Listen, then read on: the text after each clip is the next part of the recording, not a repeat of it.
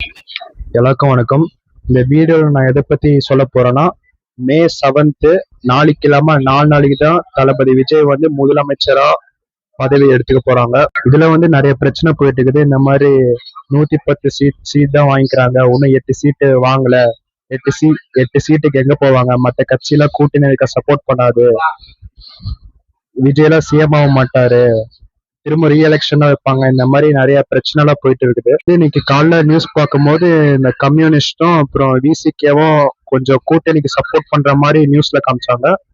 அப்புறமேட்டு காங்கிரஸும் ஏதோ ராகுல் காந்தி விஜய் கிட்ட 5 சீட்டுக்கு வந்து இந்த மாதிரி பேசுற மாதிரி சப்போர்ட் பண்ற மாதிரி அப்படின்னு காமிச்சிட்டு இருந்தாங்க. ஆனா ஒன்னும் கன்ஃபார்மா தெரியல. எப்படி பார்த்தாலும் ஒன்னும் பயப்பட தேவை கிடையாது. விஜய் தான் வந்து முதலமைச்சர். அது தோக்குறவங்க வந்து இந்த மாதிரி பேசிட்டே இருப்பாங்க, கொலிச்சுக்கிட்டே இருப்பாங்க. வந்து டிவிக்கே வந்து இந்த மாதிரி மற்ற கட்சி கிட்ட கூட்டணி வச்சு சீட் எல்லாம் வாங்கி ஆளும் கட்சியா வந்துரும். தளபதி விஜயும் வந்து முதலமைச்சர் ஆயிடுவாரு. அதனால ஒன்னும் பயப்பட தேவையில்ல, ரிலாக்ஸா இருங்க. நன்றி, வணக்கம்.